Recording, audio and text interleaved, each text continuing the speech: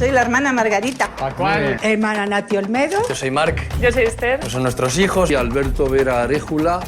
Buenos días, ¿qué tal? Nací en la provincia de Burgos, La diócesis de Cartagena. En Sevilla. Somos de Palma de Mallorca. La Rioja. franciscana del Espíritu Santo. Sacerdote diocesano. Obispo auxiliar de la diócesis de Saisai, Mozambique. Los pueblos jóvenes del Callao, Perú. Así Un es. gallego en México. Una misionera de Madrid. Y en Japón pues ya va para 17 años. Bienvenidos, somos la diócesis de la Sabana Africana. Id al mundo entero y proclamad el Evangelio. Es la misión de Jesús a los apóstoles y con ellos a todos los bautizados. Una misión que se concreta de manera especial en aquellos que sirven en las periferias. Somos frontera con el Serengeti, incluso cuando habéis salido de la puerta habéis visto un tramo de carretera que habéis hecho, que se veían también cebras, a veces cruzan elefantes. En total son 9.648 los misioneros españoles en todo el mundo, según datos de Obras Misionales Pontificias. Hola, soy Pablo Parreño y te invito a acompañarme para descubrir esta misión. La Iglesia en 12 semanas, un podcast de la Conferencia Episcopal Española. Esta semana, la Iglesia en salida. Los misioneros españoles, mujeres y hombres, consagrados, sacerdotes, laicos y obispos, tienen una presencia en 133 países distintos, de América, Asia, Europa, Oceanía y África. En Sudán está Jorge Naranjo. Es misionero comboniano y uno de esos más de 9.000 misioneros españoles. Hola Jorge, oye, cuéntanos, ¿cómo es tu misión en Sudán y cuál es tu experiencia como misionero? Saludos desde la ciudad de Port Sudán, una ciudad portuaria del noroeste de Sudán. Llevo 18 años en Sudán y normalmente trabajando en el ámbito universitario. Dirijo una universidad que tenemos los misioneros combonianos, que estaba ubicada en Jartum, la capital del país, antes de la guerra, y que se ha trasladado a esta ciudad de Port Sudán, un lugar seguro bajo el control del ejército sudanés. Estos años de la guerra, paradójicamente, han sido los más bonitos desde el punto de vista vocacional, y los más duros también. Un misionero, como decía nuestro fundador Comboni, hace causa común con el pueblo al que has enviado. Y bueno, pues esas palabras han cobrado un valor especial, particularmente en este tiempo tan duro de la guerra. Pienso en esos 133 países distintos, que como Sudán, cada uno con situaciones muy diferentes, pero en todos el mismo mensaje del Evangelio. Me acompaña Monseñor Joseba Segura, es el obispo de Bilbao y el presidente de la Comisión Episcopal de Misiones y Cooperación entre las Iglesias. Hola, don Joseba. ¿Cómo se concreta en realidades tan distintas el anuncio del Evangelio? Bueno, yo creo que es importante primero decir que el Evangelio es uno. Lo que pasa es que se adapta, se adecúa a las situaciones diversas en las que viven las personas, en las que la gente trabaja, en las que la gente ha recibido una cultura e intenta encontrar sentido y orientación. Y por eso, pues las situaciones son tan distintas en un sitio y otro que, bueno, pues lógicamente el Evangelio va a tomar matices muy distintos. Por ejemplo, aquí estamos en Europa en un contexto de secularización. Bueno, pues aquí el Evangelio es un grupo de minoría que tiene que trabajar en una iglesia que ya tiene muchos años, que tiene algunas tradiciones muy importantes y que tiene que intentar transmitir esas convicciones en un contexto en el que mucha gente ha dejado de creer, ¿no? Pero luego vas a otras iglesias que son jóvenes, en África o en algunos lugares de Latinoamérica, y bueno, pues allí el acompañamiento a la formación, por ejemplo, del clero, a los catequistas, etcétera, es muy, muy importante. Y luego vas a situaciones concretas en las que la iglesia vive en medio de conflictos y de pobreza, ¿no? Entonces puedes acompañar con hospitales o con escuelas, o puedes defender los intereses de los indígenas frente a las grandes compañías mineras. Es decir, que el Evangelio, que quiere transmitir a Dios, que quiere hablar el lenguaje de Dios, que quiere construir también el reino de Dios, pues significa cosas distintas en diferentes sitios, ¿no? Yo creo que es importante subrayar que el Evangelio no llega como un paquete uniforme. Toma carne en cada cultura, eso se llama inculturación, Y por eso nuestras misioneras y misioneros no exportan nuestra iglesia, la iglesia española, sino que ayudan a que nazca y a que se fortalezca la iglesia local. Y esa es la fecundidad de Pentecostés. Cada uno oye el Evangelio en su propia lengua, en su propia situación, desde sus propias preocupaciones. Los obispos españoles aprobaron en 2021 el documento Fieles al envío misionero, donde se afirma que la evangelización es la razón de ser de la Iglesia. ¿Cómo explicas, Jorge, esa vocación misionera de la Iglesia y de todos los bautizados? A veces la gente me pregunta, ¿no?, ¿cómo puedo aumentar mi fe? La fe es como la luz de una vela. La vela, si se mete en una caja cerrada, acaba por consumir el oxígeno y se apaga, se extingue. Y así es la fe, ¿no? Si la queremos mantener para nosotros mismos, esa fe se extingue. La fe está llamada a dar luz y crece cuando da luz. Y esa debería ser la naturaleza de la vocación a la vida cristiana. Una vocación a dar luz, una luz para todos.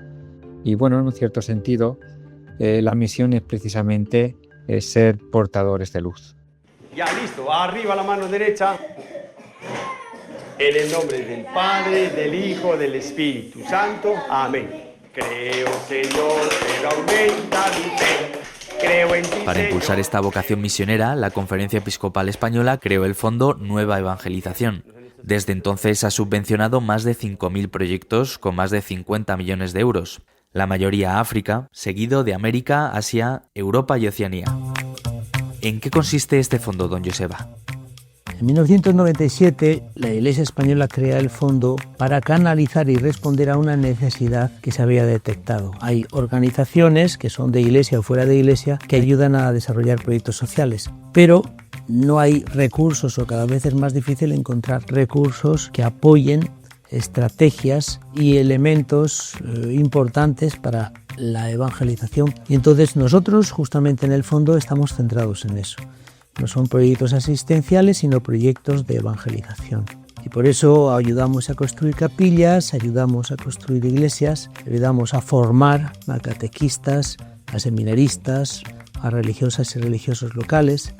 Apoyamos también lo que es transporte y comunicación, que está al servicio de la evangelización en territorios que a veces son muy vastos y que necesitan apoyo también en transporte. Estamos también acompañando a crear materiales pastorales, traducciones bíblicas, etc. Bueno, entonces todo esto es comunión entre iglesias. Los criterios los marcan los obispos locales y nosotros lo que hacemos es desde España acompañar, no dirigir. En el fondo, esto es la traducción económica de una convicción. La iglesia es una sola en todo el mundo. Cuando una iglesia hermana necesita, la Iglesia España no la asiste. Lo que hace es compartir con ella lo que es de todos, porque todos recibimos gratis y todos estamos llamados a compartir gratis algo de lo que hemos recibido, la vida y los bienes. En las misiones, Jorge, se despliega una labor social enorme, y todo con Cristo en el centro, para darlo a conocer y transformar la vida de las personas. ¿Cómo lo ves desde tu experiencia concreta? A veces hay personas que ven una cierta dicotomía entre lo que es la acción social, educativa, sanitaria y lo que es la acción pastoral en la vida del misionero. Para mí no existe esta dicotomía. El ejemplo más claro lo vivimos a partir de nuestro servicio con los voluntarios de cuidados paliativos. Son cristianos y musulmanes movidos por la misericordia hacia las personas que sufren, en este caso enfermos terminales y con enfermedades crónicas. Y la misericordia es la plataforma común. El musulmán empieza sus oraciones en el nombre de Dios, el compasivo y misericordioso. A nosotros Jesús nos revela el rostro misericordioso del Padre y por tanto esta misericordia es lo que mueve tanto a uno como a otro a acercarse a esa persona que está sufriendo. Y cuando se produce ese encuentro, esa salida de uno mismo para acoger el dolor del otro y aliviarlo, entonces se encuentra a Cristo. Y esto de una forma más consciente para el cristiano y de otra forma para el musulmán. Pero a partir de esta experiencia también se transforma la comunidad que se centra en la persona más débil. Y esto es evangelizar, traer una buena noticia y transformar a la sociedad. Y uno podría decirlo a partir de un trabajo social como es el sanitario. Pero aquí, como yo intento expresar, no veo ninguna dicotomía. Soy Robert Prevost Martínez, por gracia de Dios misionero. Soy agustino.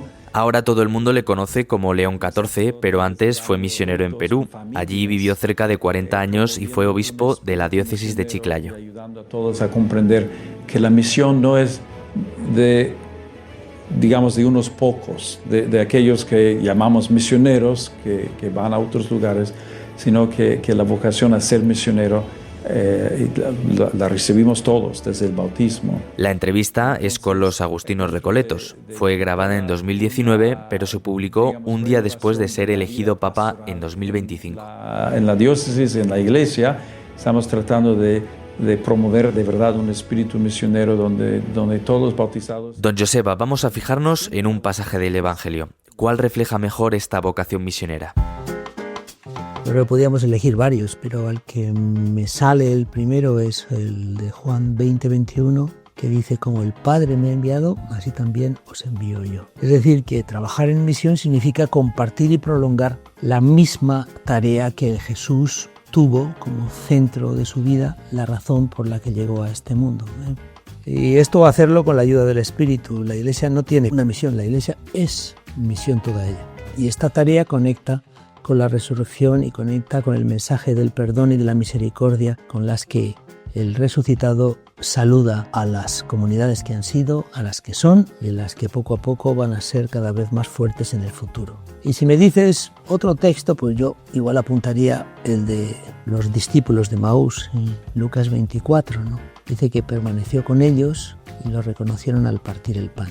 Y este texto del Evangelio da un poco las claves de lo que significa vivir en espíritu de misión: caminar al lado de hermanas y hermanos nuestros, escuchar sus desánimos, la dureza de su vida, las decepciones con las que tienen que levantarse cada mañana, acompañarles, darles esperanza en esos contextos, abrir las Escrituras, explicarles el sentido de lo que están viviendo, ayudarles a entenderlo mejor con ellos, partir el pan y enviar de vuelta a todos esos hermanos y hermanas en la fe a la comunidad para que también animen a su vez a sus hermanos y hermanas. La fe no se impone, la fe acompaña, la fe no adoctrina, la fe abre el corazón. Y eso es un poco lo que creo que es el corazón de la misión.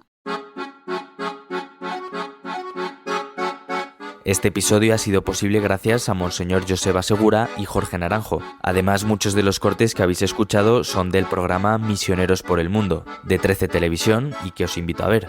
Yo me despido y nos vemos en el siguiente capítulo, para seguir conociendo más sobre la Iglesia en 12 semanas. La Iglesia en 12 semanas, un podcast de la Conferencia Episcopal Española.